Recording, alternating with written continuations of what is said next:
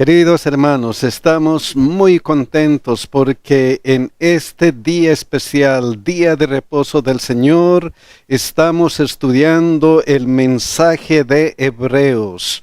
Y mis hermanos, si ustedes desean una copia de esta presentación, visiten escuelasabatica2000.org y compartan, mis hermanos, compartan.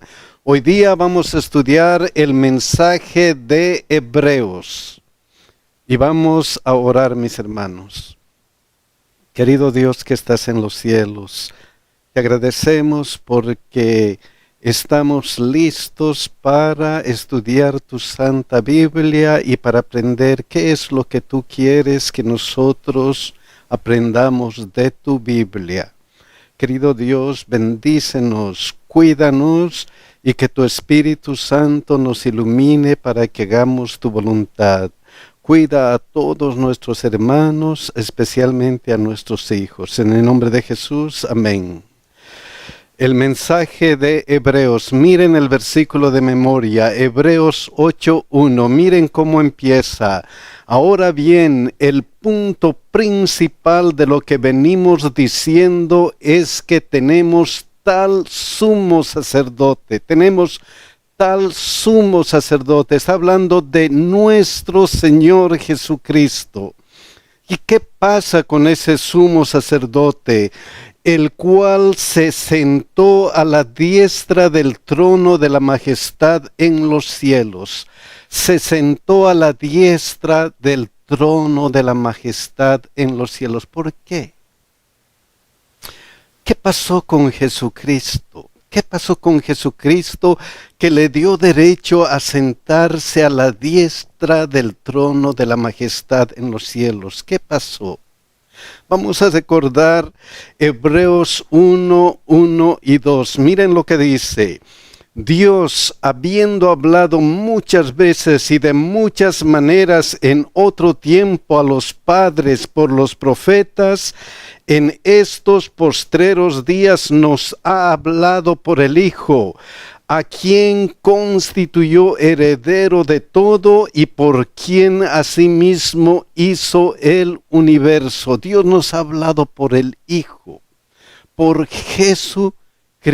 ¿Qué cualidades tenía este Jesucristo? ¿Qué cualidades? Miren lo que dice Hebreos 1:3. El cual siendo el resplandor de su gloria y la imagen misma de su sustancia, y quien sustenta todas las cosas con la palabra de su poder, el cual siendo el resplandor de su gloria, la imagen misma de su sustancia. ¿Qué significa todo esto?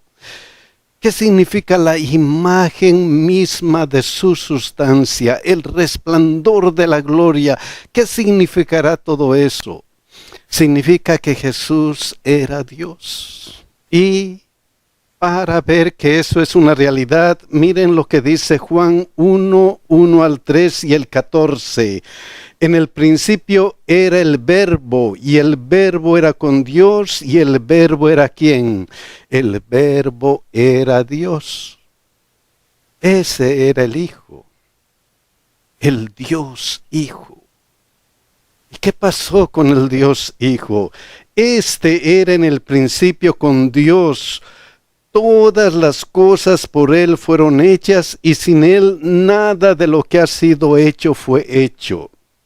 Y aquel Verbo fue hecho carne y habitó entre nosotros, y vimos su gloria, gloria como del unigénito del Padre, lleno de gracia y de verdad. O sea, el Dios se hizo hombre. Y ese Dios que se hizo hombre debía venir del linaje de David y en la ciudad de David. Y eso se hizo realidad aquí. Lucas 2:10-11. Miren lo que dice. Pero el ángel le dijo, no temáis, porque he aquí os doy nuevas de gran gozo, que será para todo el pueblo que os ha nacido hoy en la ciudad de David un Salvador que es Cristo el Señor. ¿Un Salvador de qué? ¿Por qué necesitaba la tierra un Salvador? Porque Satanás convirtió a la tierra en su dominio. Porque Satanás pretendía ser el gobernador de todos los pueblos de este mundo. ¿Por qué? Porque el hombre pecó. Entonces, en el plan divino, Jesucristo, el Dios que había creado el universo, se hizo carne. ¿Para qué? ¿Con qué propósito? ¿Qué tenía que hacer Él? Juan 12:31. Ahora es el juicio de este mundo. Ahora el príncipe de este mundo será echado fuera. Ese era el propósito, ganar nuevamente para Cristo, para Dios, a todos los seres humanos, a todo aquel que en Él cree, porque de tal manera amó Dios al mundo. Él vino para salvarnos de las garras de Satanás. Y por eso aquí dice, habiendo efectuado la purificación de nuestros pecados por medio de sí mismo, habiéndose sacrificado por nosotros. Dios se hizo hombre.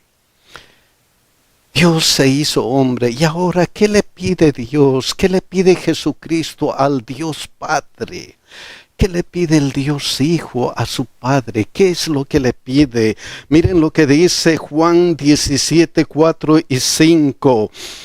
Yo te he glorificado en la tierra, he acabado la obra que me diste que hiciese, ya les he salvado, he muerto por ellos.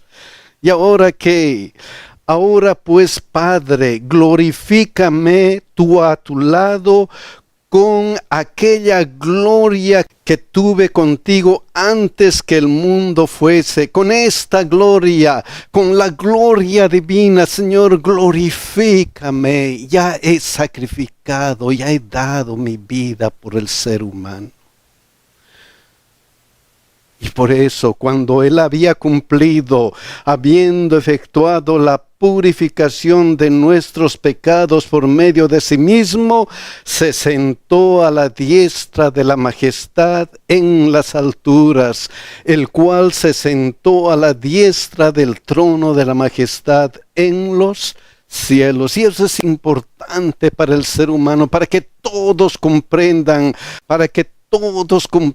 que Dios se hizo hombre y ahora está en el trono de Dios. Dios enfatiza en el lenguaje humano y dice, Hebreos 1:5, porque ¿a cuál de los ángeles dijo Dios jamás, mi hijo eres tú, yo te he engendrado hoy y otra vez, yo seré a él padre y él me será a mi hijo? Hebreos 1:6 y 8. Y otra vez, cuando introduce al primogénito en el mundo, dice, adórenle todos los ángeles de Dios. Más del Hijo dice, tu trono, oh Dios, por el siglo del siglo, cetro de equidad es el trono de tu reino. Cetro de tu reino. Qué palabras más majestuosas. Adoren a Jesús. Y miren cómo continúa Hebreos 1:13. Pues, ¿a cuál de los ángeles dijo Dios jamás, siéntate a mi diestra hasta que ponga tus enemigos por estrado en tus pies? Siéntate donde, a mi diestra. Lo mereces, no solamente porque eres Dios, sino porque eres el Salvador de este mundo. Por eso Apocalipsis capítulo 1 y 5 dice, y de Jesucristo el testigo fiel, el primogénito de los muertos y el soberano de los reyes de la tierra, al que nos amó y nos lavó de nuestros pecados con su sangre. Gloria a Él. Gloria a Jesucristo. Entonces, en primer lugar, Jesús es nuestro Rey y Salvador. Y no solamente es nuestro Rey y Salvador, no solamente eso. Tiene muchas cualidades y esas cualidades se ejemplificaron en el pueblo de Israel. Miren cuál era el plan de Dios para el pueblo de Israel. Vamos a ver Éxodo 4, 22 y 23. ¿Cómo consideraba Dios al pueblo de Israel? Y dirás a Faraón: Jehová ha dicho así, Israel es mi hijo, mi primogénito. Así consideraba a su pueblo y así nos considera a nosotros. Somos sus hijos. Y no solamente eso, miren lo que dice: ya te he dicho que dejes ir a mi hijo para que me sirva. Ese hijo precioso tenía que tener una misión: servir a Dios para que me sirva. Y Dios le llenó de privilegios. Dios le dio privilegios como a nosotros nos da. Miren qué privilegios. Segunda Samuel 7:9. Y he estado contigo en todo cuanto has andado, y delante de ti he destruido a todos tus enemigos, y te he dado nombre grande como el nombre de los grandes que hay en la tierra. Yo he estado contigo. Otras cosas importantes que hizo con el pueblo de Dios: además, yo fijaré lugar a mi pueblo Israel y lo plantaré para que habite en su lugar y nunca más sea removido, ni los inicuos le aflijan más, como al principio, desde el día en que puse jueces sobre mi pueblo Israel. Y a ti te daré descanso de todos tus enemigos. Asimismo Jehová te hace saber que Él te hará casa. ¿Qué privilegios le dio al pueblo de Israel? Siempre en la mente de Dios ha estado eso.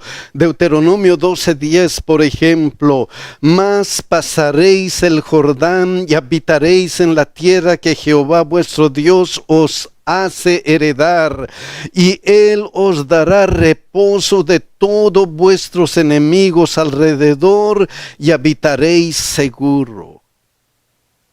Todos estos privilegios que Dios tenía preparado para el pueblo de Israel, los tiene para nosotros. Estaréis seguro. Yo voy a estar contigo. Yo te he de ayudar. Yo voy a estar contigo. Pero todo esto dependía de una cosa especial. Miren lo que dice Deuteronomio 12:8. No haréis como todo lo que hacemos nosotros aquí ahora, cada uno lo que bien le parece. No hagan lo que bien les parece.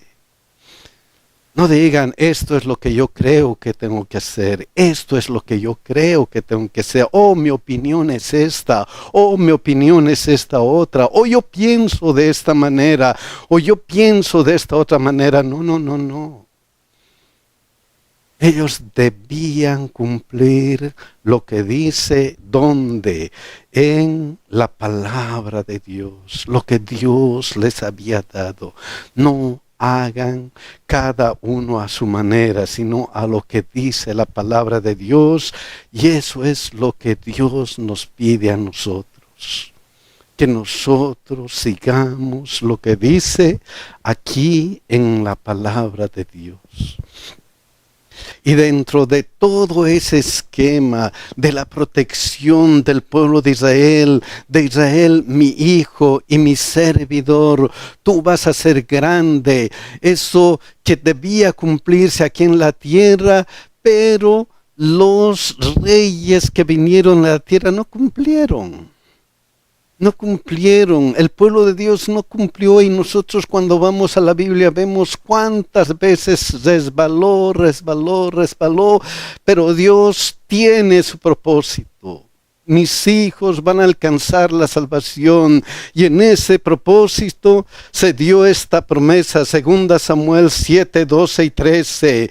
Y cuando tus días sean cumplidos y duermas con tus padres, yo levantaré después de ti a uno de tu linaje, el cual procederá de tus entrañas, y afirmaré su reino. Él edificará casa a mi nombre, y yo afirmaré para siempre el trono de su reino. Esto debería cumplirse aquí en la tierra.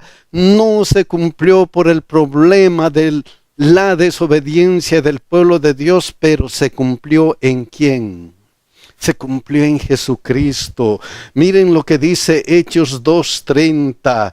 Pero siendo profeta y sabiendo que con juramento Dios le había jurado que su descendencia en cuanto a la carne levantaría al Cristo para que se sentase en su trono. ¿Levantaría a quién? Al Cristo, a nuestro Señor Jesucristo. Qué maravilloso, qué grande. Y gracias a Él, gracias a su muerte, gracias a lo que hemos visto que Él sufrió por nosotros, ahora está sentado ¿dónde? En su trono. Jesucristo es nuestro Rey y nuestro Salvador. Así como también es, ¿qué cosa? Nuestro mediador. Él está delante de Dios para ayudarnos. Para ayudarnos. Y no solamente eso, miren este otro ejemplo.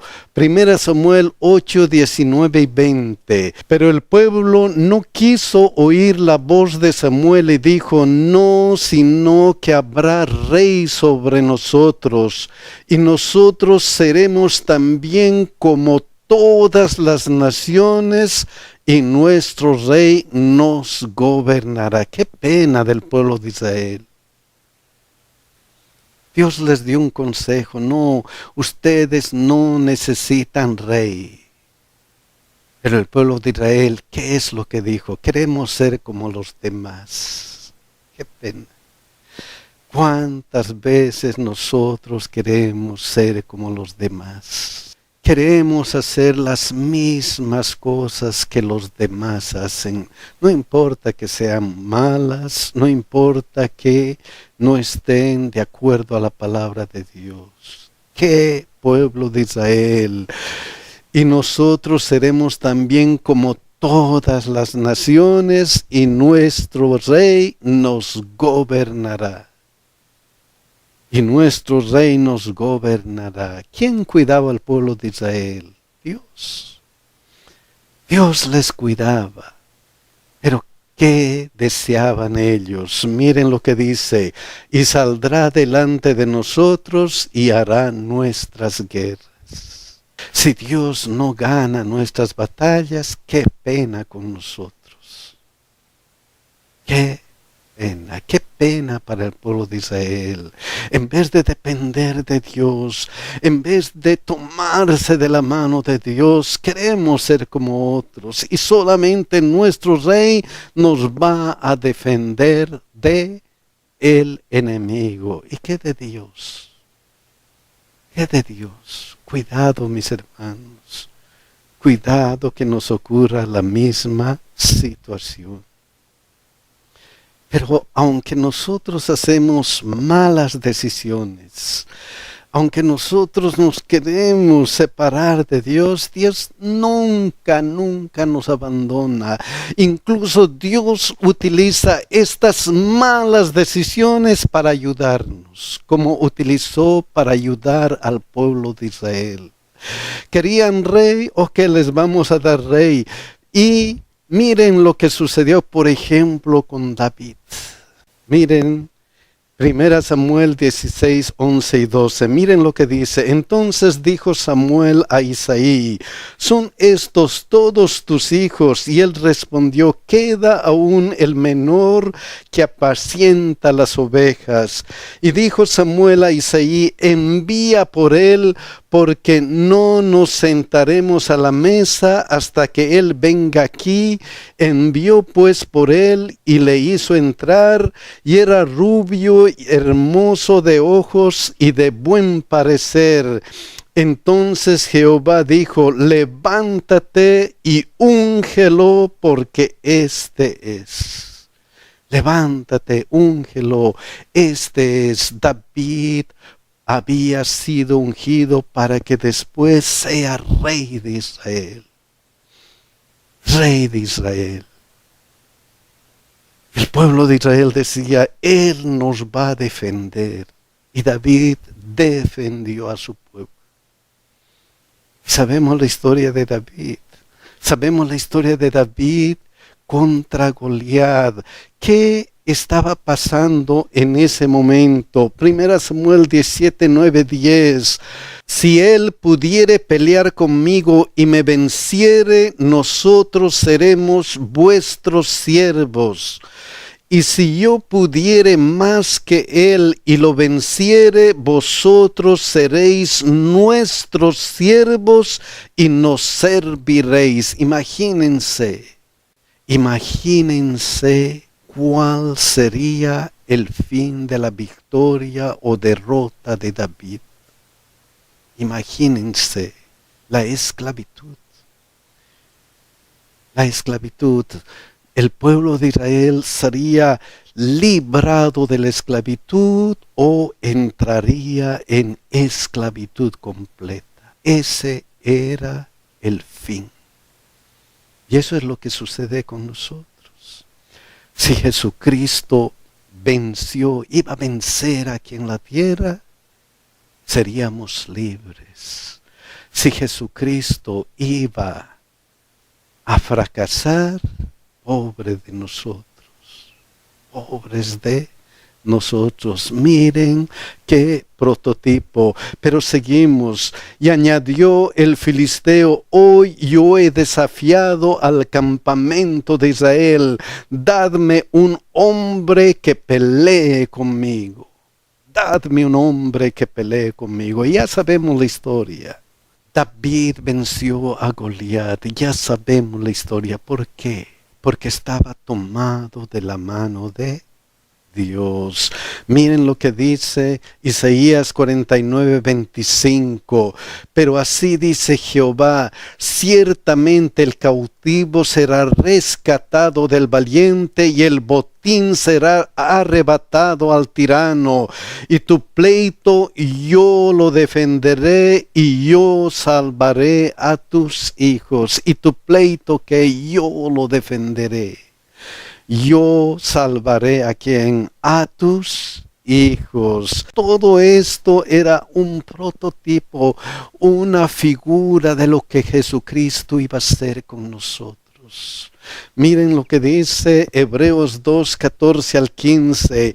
Así que por cuanto los hijos participaron de carne y sangre, él también participó de lo mismo, para destruir por medio de la muerte al que tenía el imperio de la muerte, esto es, al diablo, y librar a todos los que por el temor de la muerte estaban durante toda la vida sujetos a servidumbre.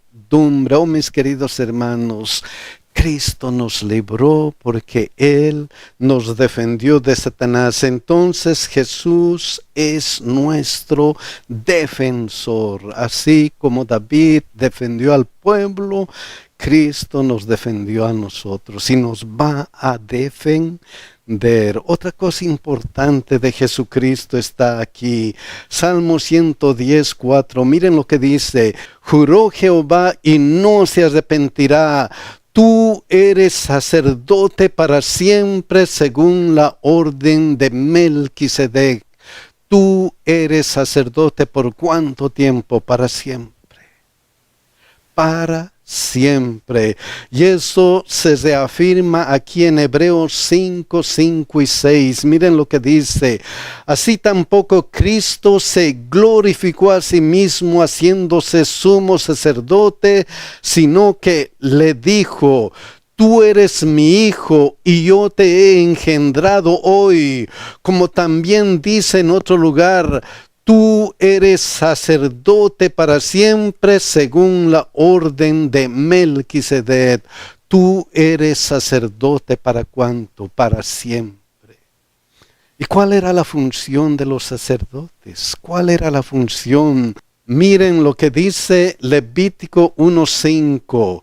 Entonces degollará el becerro en la presencia de Jehová, y los sacerdotes hijos de Aarón ofrecerán la sangre y la rociarán alrededor sobre el altar, el cual está a la puerta del tabernáculo de reunión.